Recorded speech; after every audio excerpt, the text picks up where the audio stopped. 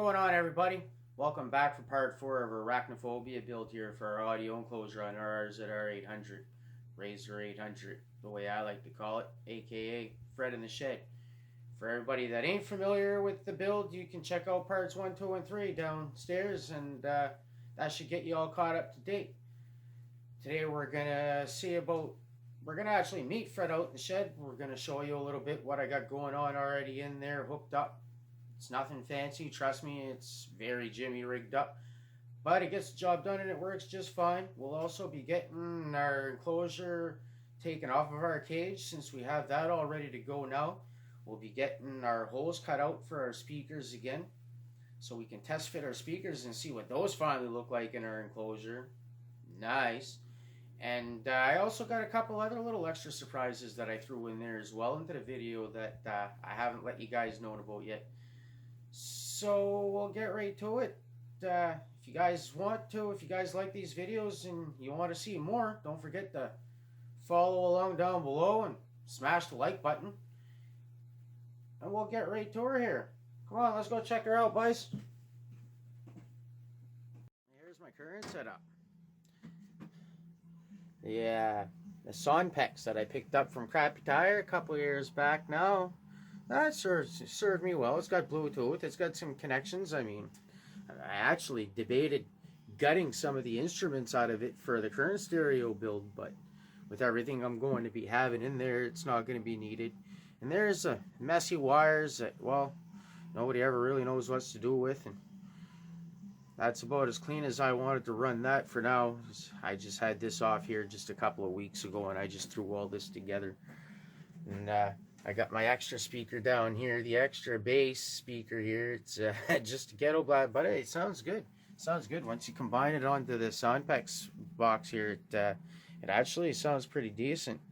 I turned it on, but I forgot my key in the house. So, and this is what I got going on here. Actually, wait, no, I can turn it on. I don't need a key. I got that wired. I got that switch wired right up in there. There we go. There we go. Check that out.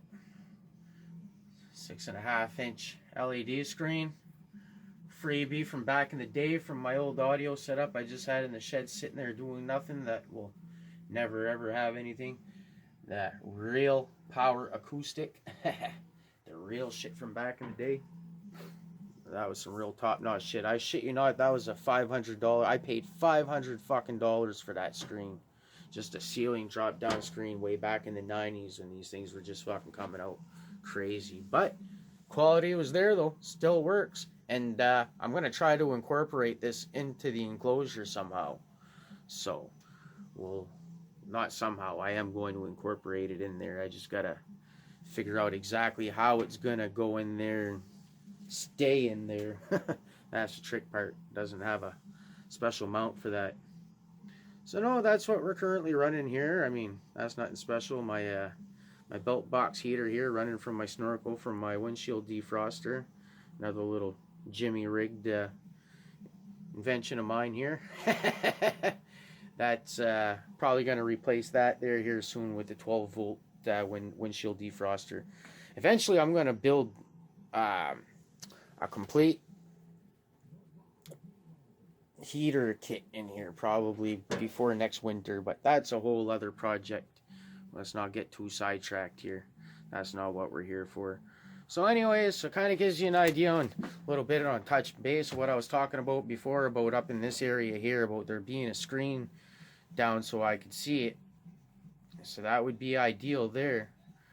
But I'm not 100% certain here exactly what to do with the rest of the space. So I imagine that's where the amp's going to go and all that.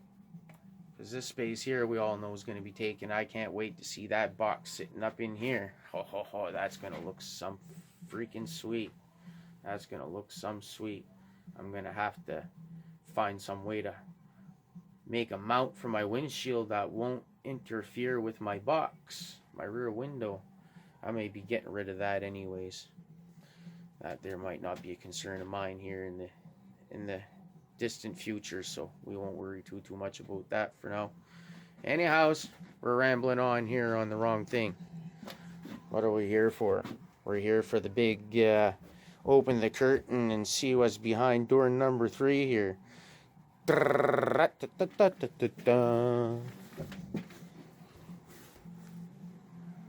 bing, bada boom. Smells dry. Looks dry. Oof, nice heat coming out of there. Ooh, nice and toasty in there compared to the rest of this friggin' shit. Nice.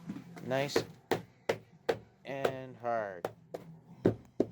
Nice and hard. Don't want to bang that in the wrong spot. Stab myself with chunks of fiberglass, but nice and hard. Nice and strong. Man, can't argue with that. Can't argue with that. Sweet. Alright, so what do we do now? We pop this off of the cage and we bring this into the house. And maybe what I'll do is I'll just get my speaker holes cut here, and then I'll get that ready, and then when I'm ready we'll come back out to the shed, and then we'll do some quick sanding here to get rid of some of these rough little spiky edges. You go and grab this stuff and they will stab you in the hand. They're not always fun, so kind of almost inevitable. That's what sandpaper's for. Yeah, sweet. So let's see if we can pop this off the cage here.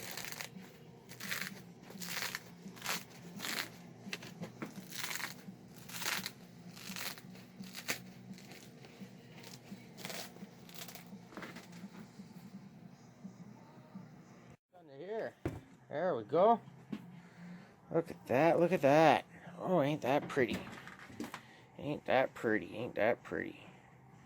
Nice fiberglass molded right to the cage, all nice and smooth. Oh, yes, sir.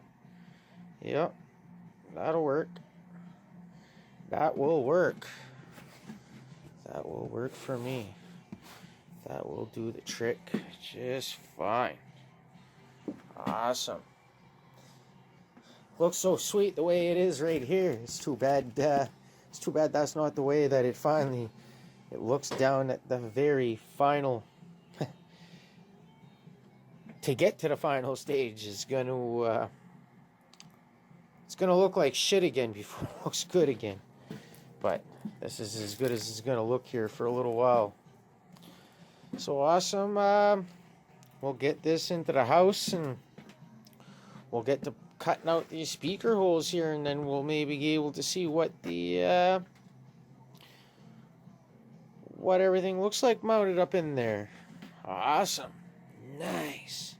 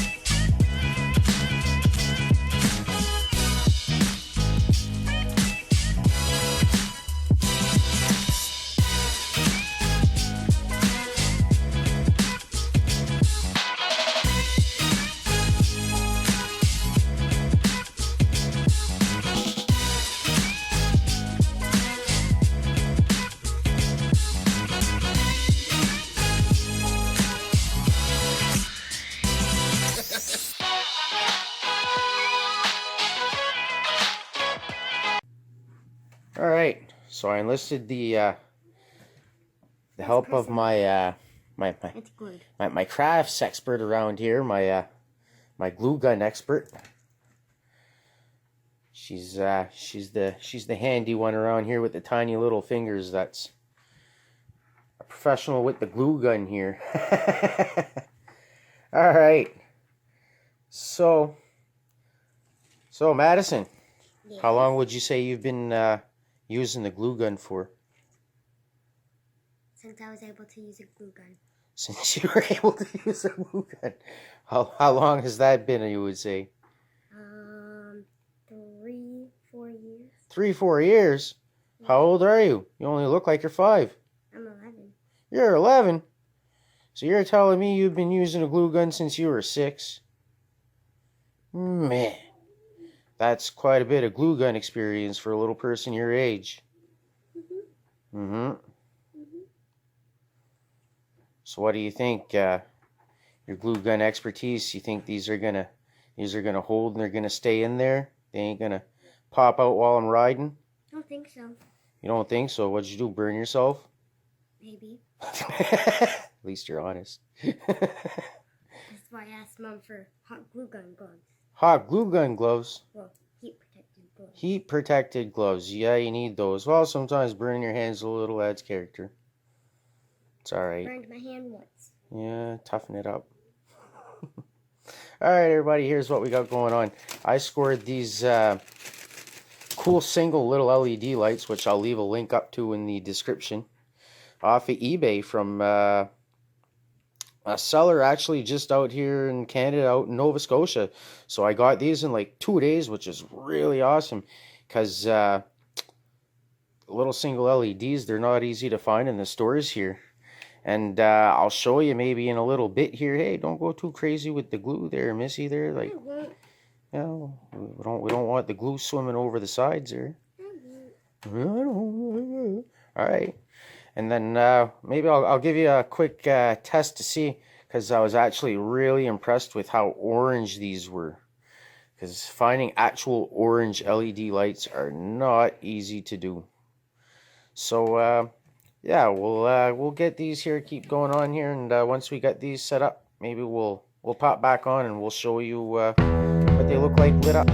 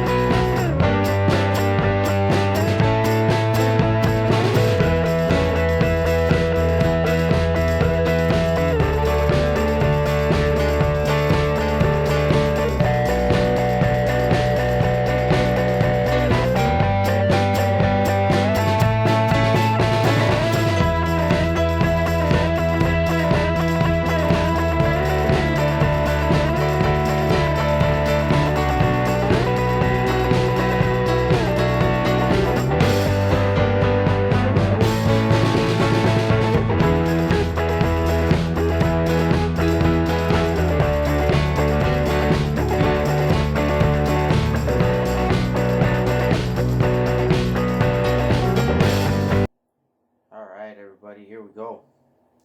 I had to transfer this into my bathtub for the darkest room in the place, just so you guys get a good idea what was how she really looked like. So here you guys go. First look, lit up. Here we go. Are you ready?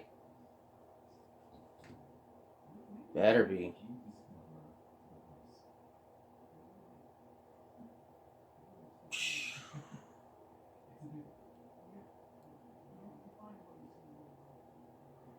There you go. All lit up for the first time. I must say, I know this probably doesn't do justice on camera. I don't think the camera can really see exactly what I'm seeing, but it's not there's just the one LED in each. I mean, oh yeah, I mean, it's just nice and dark, and I turn off my flashlight here. It's not even 100% dark in here either.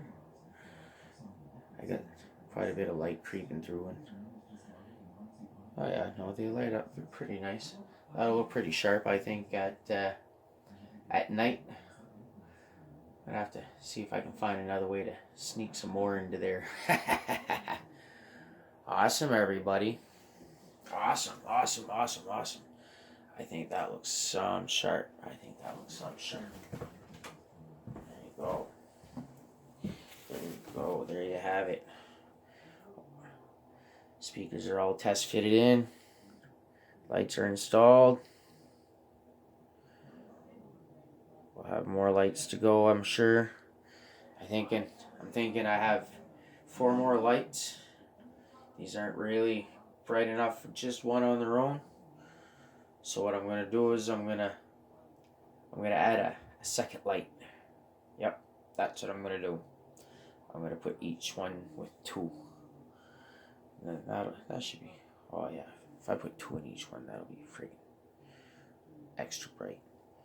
Awesome, everybody. Well, there you go. Alright, everybody. There you have it. If you like this video, if you like this build, please smash the subscribe button down below. Smash the like button. Follow along. This will conclude part 4 of our arachnophobia build here. Basically, we're at the part now where we're going to be getting into figuring out our head unit and stuff like that, getting that figured out into part 5. That's what we'll be doing. We'll be hooking up our head unit, which, oh, I can't forget, you should definitely check this out.